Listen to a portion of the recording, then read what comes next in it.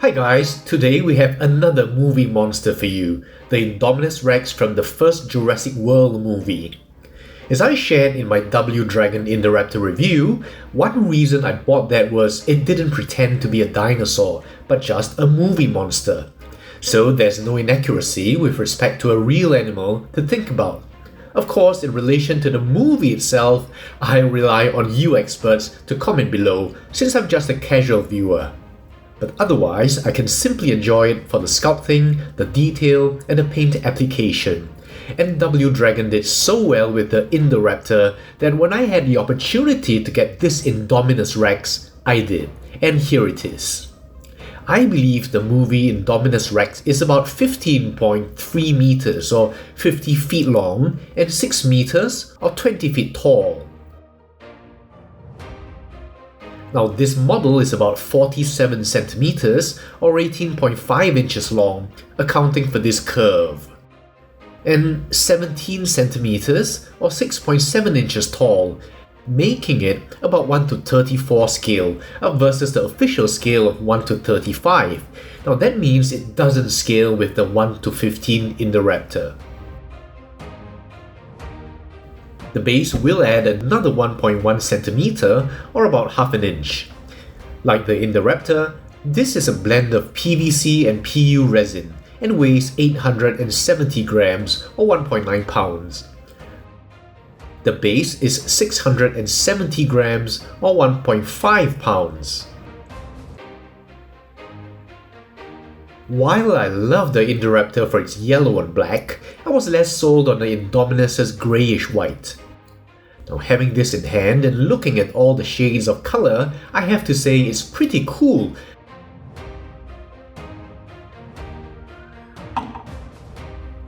The general proportions are actually very reminiscent of some retro dinosaur toys I've had in the past. The overall pose is a more active, aggressive hunting stance compared to the sinister, calm before the storm attitude of the Indoraptor. Unfortunately, mine can't stand for shit.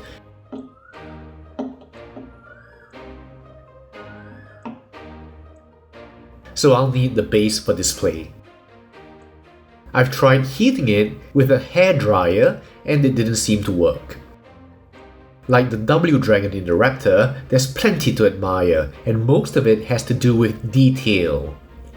Now first, let's start at the head, often the main attraction of any predator.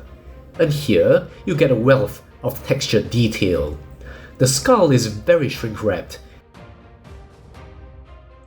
and the entire terrain is carpeted by scales of different shapes and sizes. Now one thing you'll see here and everywhere else is that even though the Indominus is predominantly greyish, there are differences in colour in individual scales. So instead of a monotonous wash, you'll get a mosaic of subtle colour variations. A very nice touch. So here in the rostrum,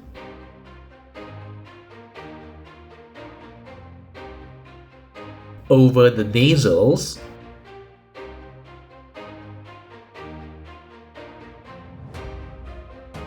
these keratinous structures, the mandible,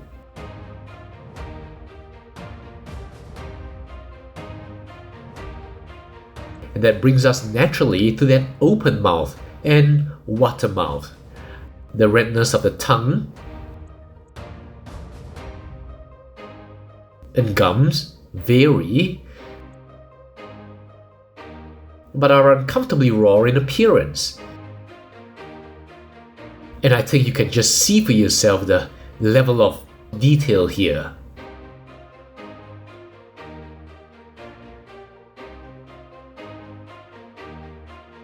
Then the teeth, which look like real enamel, but recently bathed in blood from an unlucky meal.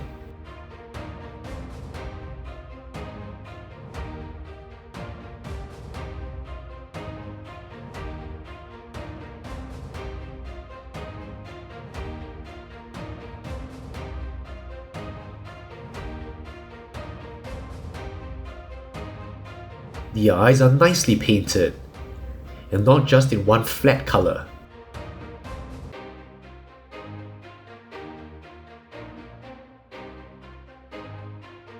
Going down the neck, you see the spiky scutes. I like the segmented appearance here.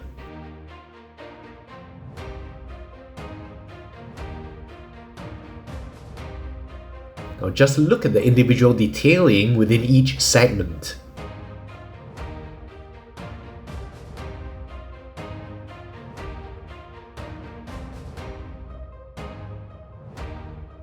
And the quills. The quills are made of soft, pliable plastic, so there's an element of safety against breaking them and against stabbing yourself.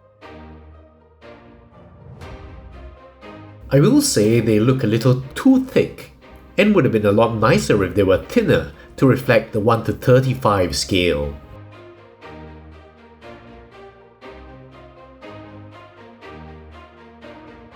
Over the scapular region here, there are some nice feature scales scattered here and elsewhere.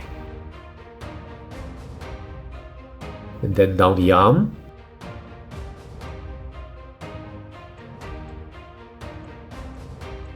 To these impractically long claws, which is one of the trademarks of this monster.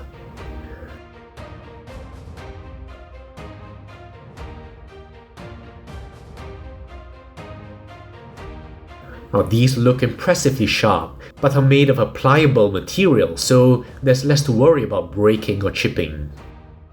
They're very nicely painted, as you can see. You also have the forearm spikes, and these are in the same pliable material. Still, because they are shorter, they're stiffer, so you should be careful. Like this one, very sharp. And I'd say definitely keep away from little children. And down the body, again, you'll see these sporadic feature scales here.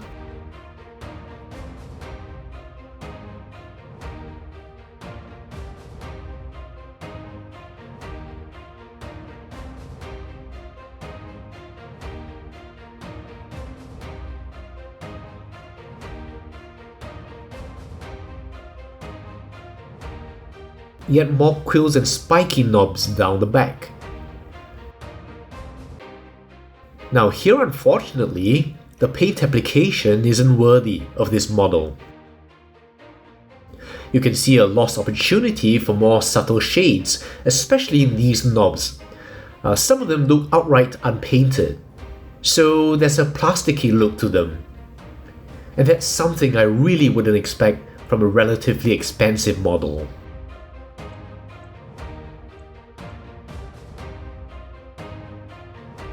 Then we have the legs. Again, noting the variations in scale type and the subtle color differences.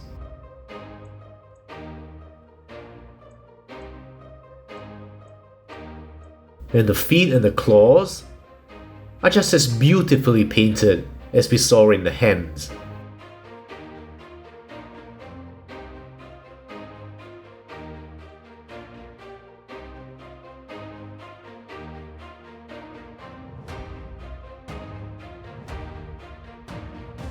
Now as for the tail, a word of warning.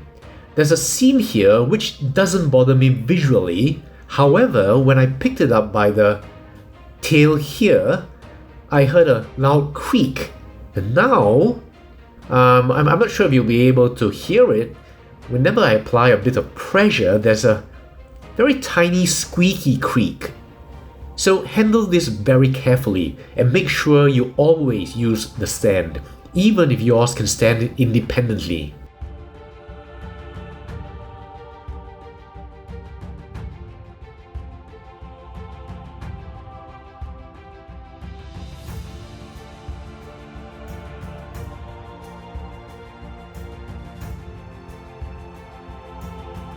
So that's it for a once-over of this Indominus Rex. Now, a look at the base. Like that of the Indoraptor, it's an octagonal pedestal, but it doesn't have the same complexity, being a plain black.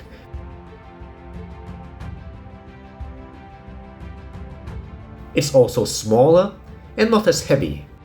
Nevertheless, it still manages to look premium, not least of which is due to the Jurassic World logo, proudly embossed on a magnificent plaque.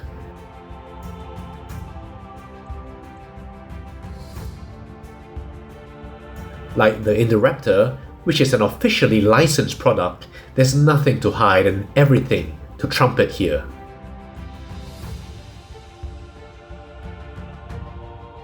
You get the Jurassic World logo, as well as the scale of the Indominus.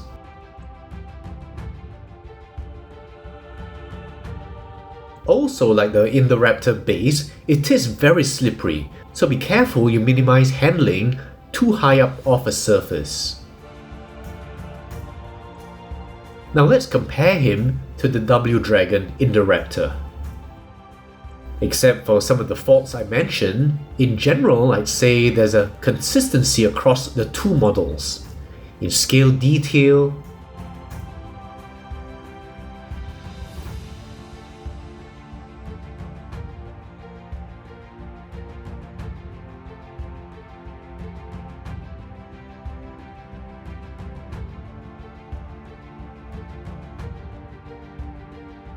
the rendering of the eyes,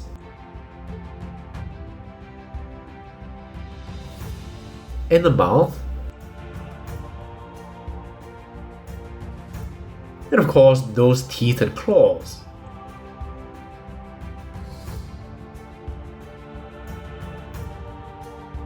The official scales are 1 to 35 for Indominus and 1 to 15 for the Indoraptor. So in reality, this should be about half the size. I don't mind though, because it puts both on equal footing, and having both should make nice end caps for any Jurassic Park or Jurassic World collection. Not that I would know anything about that. And since it's 1 to 35 scale, I have my favorite comparison model here, the PNSO 1 to 35 T-Rex.